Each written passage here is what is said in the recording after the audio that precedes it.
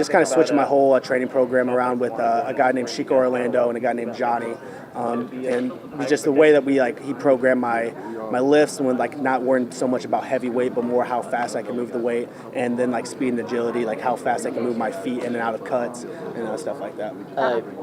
Sorry, go ahead. Just kind of how kind of frustrating was that out of high school, feeling like you would put up those stats and kind of showing all this stuff, but not necessarily getting the looks that you were hoping. Yeah, it was extremely frustrating, just because I put in all the hard work and kind of devoted my life to football, and that was always a dream of mine. But I know God always has a bigger plan, and I told myself I went and decided to go prove myself at the Division II level, make a name for myself, show everybody that I can play, and ended up leading the nation in rushing.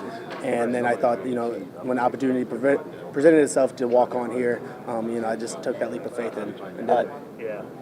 Do you have experience on special teams, and if so, in what capacity? Yeah, I played. So I redshirted at Truman, and then I played in 2019. Started on all 4 special teams. Contributed really well. And then last year I didn't play much because I was carrying the ball so much. They didn't want me playing too much special teams there. Is there a process of kind of getting reacclimated to special teams game? Now you'll probably be playing some more of that. I think I would be okay because the special teams coach that we had, he was excellent.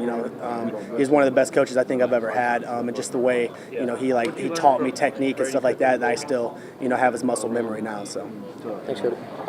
Cody, just what brought you to Columbia? I know you've answered this question a million times, but what is it about being here that makes it so special? Yeah, I think it's just a dream come true to be able to play for a school, that you're from.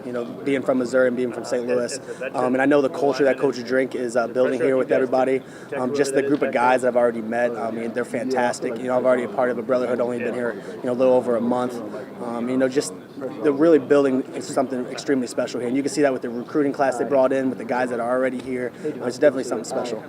When you kind of talk about them building something special, what is it about kind of Coach Drinkwitz and kind of his vision for a program that kind of particularly stands out to you? Yeah, I think something that's huge and something that's really amazing to see is that his 4 core values, building trust and respect. And I think that's something that's kind of get lost, especially at this level of football, because it's all about winning. But he's been something really implementing trust and respect within the brotherhood, and how we can fight for one another, how we can strain for one another to be able to be successful and win the SEC East, be able to make a chance for the national playoff.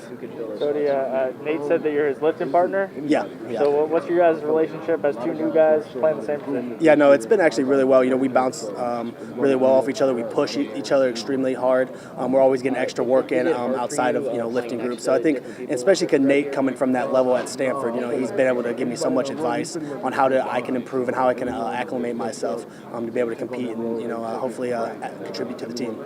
Who lifts more at this point?